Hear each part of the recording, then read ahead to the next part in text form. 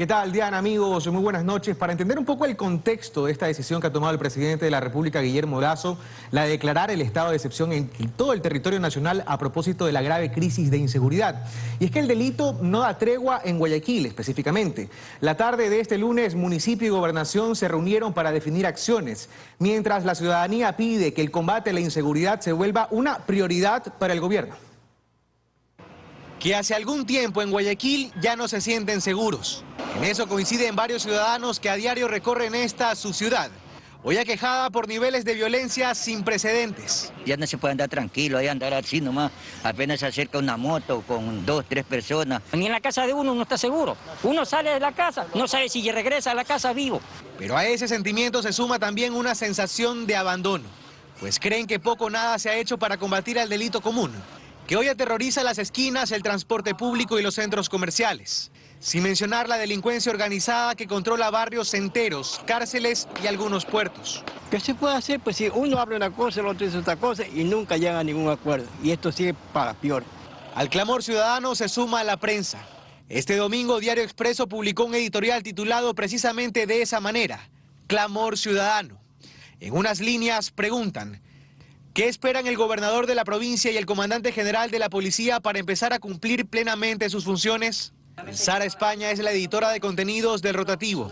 Y las autoridades que no están resolviendo esto, está claro que no deberían estar ahí. Asegura que desde el gobierno no se ha actuado con la contundencia que se esperaría. No necesita escuchar que haya alguien ahí diciendo: yo les oigo, sé lo que pasa y vamos a tomar medidas. La tarde de este lunes, Gobernación y municipios se sentaron en una nueva mesa de trabajo y definieron acciones para redoblar la seguridad en los centros comerciales donde se han registrado asaltos en las últimas semanas.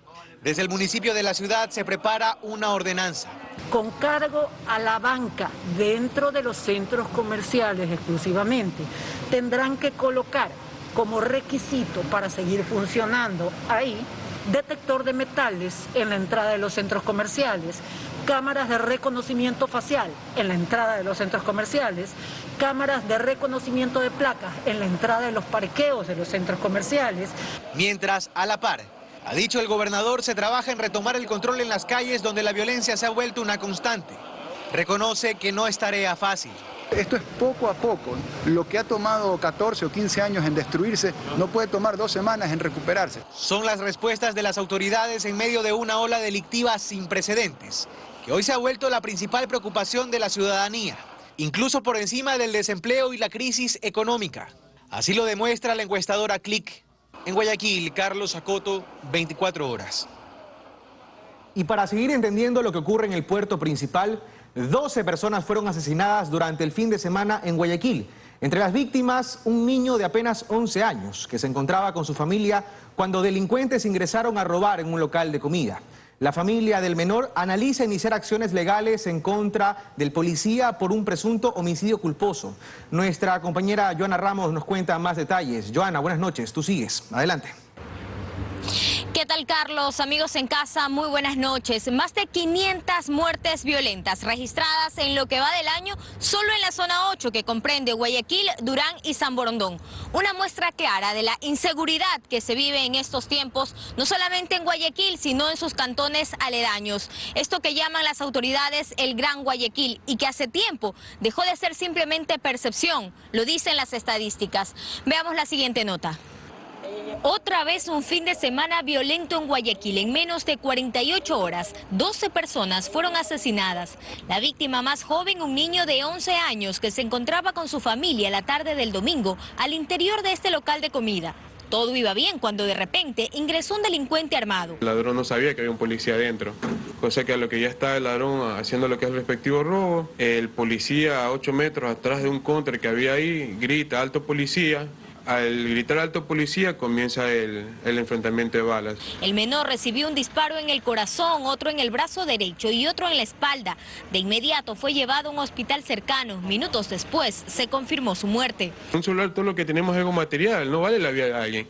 Probablemente la vida de un hijo, de un familiar. En la fiscalía, la familia puso ya la denuncia por asesinato contra el delincuente y no se descarta iniciar acciones legales en contra del policía que disparó al interior de la cafetería. Pero este no fue el único hecho violento registrado el fin de semana. Horas después, en las calles Nicolás Augusto González y Antepara, centro sur de Guayaquil, sujetos en moto dispararon a un hombre que se encontraba bañándose en una piscina afuera de su casa. Llega un sujeto a pie, hace la detonación con el arma de fuego y le propina 3 disparos. El día anterior, también a bordo de una moto, sujetos asesinaron a una mujer que iba en un taxi. La mujer intentaba escapar de sus sicarios, que la persiguieron hasta acabar con su vida. El hecho ocurrió en Bastión Popular, bloque 8. Según la policía, el esposo de la víctima fue asesinado el día anterior. Ese mismo sábado, 2 hombres en la isla Trinitaria fueron asesinados. Los sicarios llegaron en un auto y dispararon en varias ocasiones. Una de las víctimas murió de inmediato y la otra horas después en el hospital. Una persona que pasaba por el lugar resultó herida producto de una bala perdida. ¿Y recuerda usted el pasado 4 de octubre cuando una mujer resultó herida de bala en medio de un enfrentamiento entre un policía y un sacapintas en el centro de Guayaquil? La mañana de este domingo, la mujer falleció. Y ella estaba vendiendo su pulsera, nosotros somos comerciantes informales, somos de Venezuela, ella recibió esa bala y nadie se hizo a cargo de nada. Solo durante este fin de semana, 12 personas fueron asesinadas. A la fecha se registran más de 510 muertes violentas solo en lo que va del año en la zona 8. Todo esto en una ciudad donde en papeles y en anuncios la seguridad de sus habitantes es prioridad para las autoridades.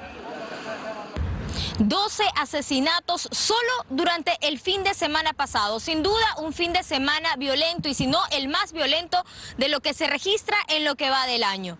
La gente vive en zozobra y con el miedo de salir a la esquina. Sigues tú, Carlos, con más noticias. Gracias, Joana, por la información. Es lamentable el panorama que se vive aquí en el puerto principal, sin contar una muerte que se produjo hace apenas minutos en el norte de Guayaquil. Una mujer baleada nuevamente, 2 sujetos en una motocicleta. Pero no es todo. En lo que va del año se han decomisado en el país al menos 146 toneladas de droga. Este fin de semana, en varios operativos policiales, se encontraron cargamentos de cocaína y marihuana en embarcaciones, puertos y automotores.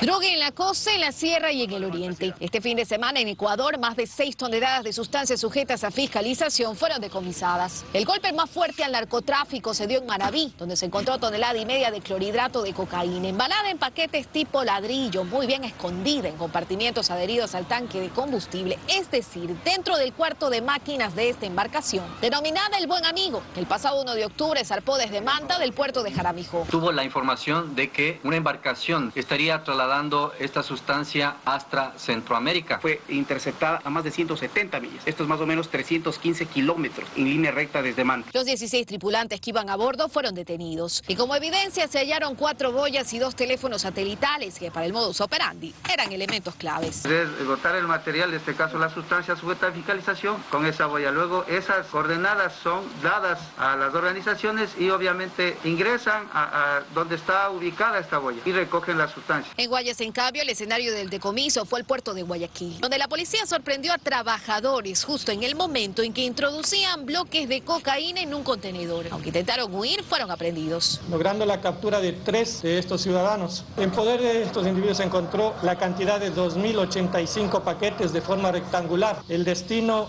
final era Francia. Además, en otro contenedor que transportaba material metálico, más bloques de drogas se encontraron. Y estos eran más pequeños para dificultar su detección en operativos como los que Antinarcóticos realizó. En total aquí fueron 5 toneladas las encontradas, pero en la provincia de Napo hubo más. En Valles, al interior de un vehículo con doble fondo, se detectaron 100 paquetes de cocaína. En Imbabura, 58 kilos dentro de otro vehículo. Y en San Lorenzo, Esmeraldas, en un automotor, otros 50 kilos. En la ciudad de Esmeraldas, además, se detuvo un hombre que llevaba 11 kilos de marihuana. Y en Tena, un extranjero que portaba 20 kilos de la misma sustancia. Finalmente, en Pichincha, 340 kilos de marihuana se hallaron al sur de Quito. Según la policía, ya son más de 146 las toneladas decomisadas en lo que va del año a nivel nacional, pues la droga, como la delincuencia, parece reinar. Luisa María Heredia, 24 horas.